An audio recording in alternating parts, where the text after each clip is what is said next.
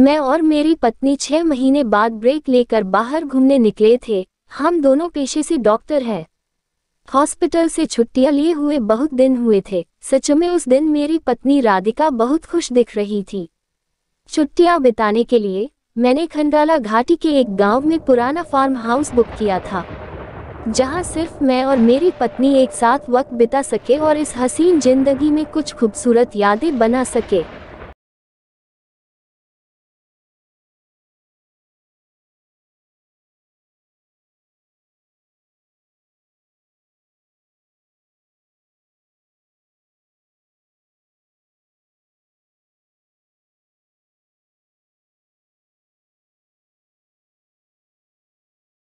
मैंने पानी पीने के लिए गाड़ी रोकी। वहां एक बोर्ड लिखा हुआ था, कोठारी फार्म हाउस 25 किलोमीटर आगे है, और वही हमारी मंजिल थी। मैंने राधिका को बोर्ड दिखाया। वह बोली, ये क्या आलोक, तुमने कौन से जंगल में वेकेशन प्लान किया है? अभी और 25 किलोमीटर गाड़ी चलानी होगी, मुझे तो अब भूख भी लगी है।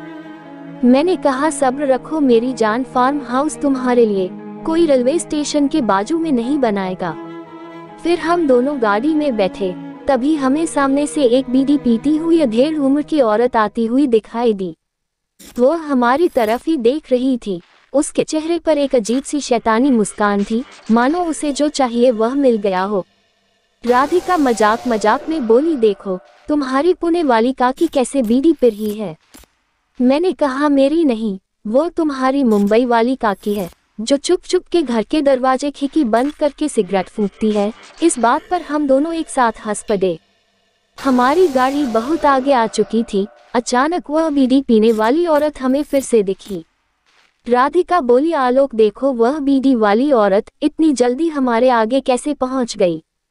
उसे देखकर मुझे लगा ये कोई दूसरी औरत होगी और मैं गाड़ी चलता रहा। लेकिन मेरी आंखें तब फटी की फटी रह गई जब तीसरी बार हम दोनों ने उसी औरत को सामने से आते देखा। मैंने अर्जेंट ब्रेक लगाकर गाड़ी रोक दी और हम दोनों गाड़ी से बाहर निकले और देखा कि हम उसी मोड़ पर थे जहां से शुरू किया था। लगा कि हम कहीं गए ही नहीं, गाड़ी उसी मोड़ पर ही खड़ी थी। फिर जब हम उस औरत की तरफ मुड़े तब वो वहां नहीं थी, लेकिन जमीन पर आधी जलती हुई बीड़ी देखकर राधिका भूत प्रेत के डर से कांपने लगी और मुझे भी अचानक ठंड महसूस होने लगी। फिर हम दोनों जल्दी से गाड़ी में बैठे और यू टर्न मार के गाड़ी पीछे की ओर भागा। पर कहते हैं ना, मुसीबत जब भी आती है जल्दी पीछा नहीं छोड़ती। मैं तेजी से गाड़ी भगा रहा था। राधिका को डर के मारे पसीना छूट रहा था। तभी अचानक हमारी गाड़ी धक्के खाकर बंद पड़ गई। मैं कार से बाहर निकला और बोनेट खोल के चेक करने लगा, लेकिन बहुत कोशिश करने पर भी गाड़ी स्टार्ट नहीं हो रही थी। मैंने मोबाइल से मदद बुलानी चाही, पर ना मेरे मोबाइल में सिग्नल था न राधिका के। मैं मदद तलाश रहा था। तब तक सूरज ढल चुका था। फिर वहां पर लालटेन हाथ में लिए एक बूढ़ा आदमी आया। मैंने उनसे पूछा, बाबा आपके पास मोबाइल है क्या? मुझे एक कॉल करनी है, हमारी गाड़ी खराब हो गई है, इसीलिए हमें मदद बुलानी थी।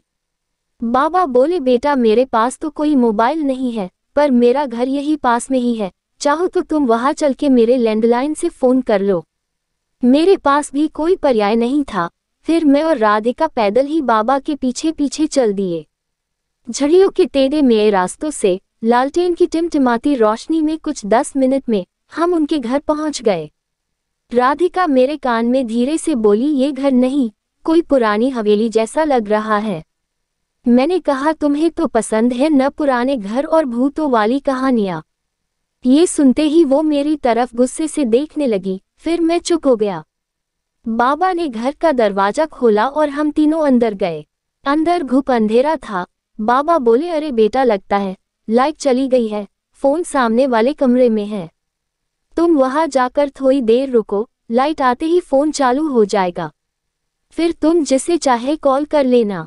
हमारे पास भी रुकने के अलावा और कोई चारा नहीं था। मैं और राधिका उस कमरे में चले गए और फोन के पास बैठ के लाइट आने का इंतजार करने लगे। आधा घंटा हुआ, लाइट आ नहीं रही थी। मैंने राधिका के हैंडबैग में से छोटी टॉर्च लाइट निकली और कमरे से बाहर निकल के बाबा को ढूंढने लगा।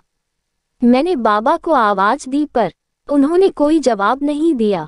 मैंने सोचा शायद घर के बाहर बैठे होंगे। ऐसा सोच के मैं दरवाजे की तरफ बढ़ने लगा और उसी वक्त मेरी टॉर्च का फोकस दरवाजे के ऊपर टंगी एक बड़ी सी तस्वीर पर गया और उसे देख के डर से मेरी आंखें फटी की फटी रह गई। मैंने जोर से आवाज लगाकर राधिका को बुलाया और वह तस्वीर दिखाई। उसे देख के उसकी आवाज गले में ही अटक गई। वो तस्वीर थी उस बूढ़े बाबा की जिसने हमें उस घर में लाया था। उस तस्वीर पर चढ़ा हुआ फूल का हार सूख चुका था, बस धागा और कुछ सूखे फूल बाकी थे और उस पर तारीख 23 साल पुरानी थी, यानी कि उस बूढ़े को मर के 23 साल बीत चुके थे। हम दोनों तुरंत घर से बाहर निकलने के लिए दरवाजे की ओर भागे। जैसे ही हम दरवाजे के पास पहुंचने वाले थे, दरवाजा हमारे सामने एक झटके में बंद हो गया। मैंने दरवाजा खोलने में पूरी ताकत लगा दी थी, पर सब बेकार और हम उस भूतहा घर में कैद हो गए। राधिका मेरे सीने से लग के रोने लगी। डर से मेरे दिल की धड़कनें तेज हो गई थी, पर बुरा होना अभी भी बाकी था। घर की सारी खिड़कियां एक एक करके बंद हो रही थी, जैसे कि कोई उन्हें अपने हाथों से बंद कर रहा हो। वो खौफनाक मंजर देखकर हम दोनों की हालत ऐसी हो गई थी कि काटो तो बदन में खून नहीं। राधिका और मैं दरवाजे के पास थर थर कांपते जमीन पर बैठ हुए थे। हमारी टॉर्च की चार्जिंग भी खत्म हो रही थी और शायद वहां पर जो कोई भी था वह भी टॉर्च खत्म होने का ही इंतजार कर रहा था।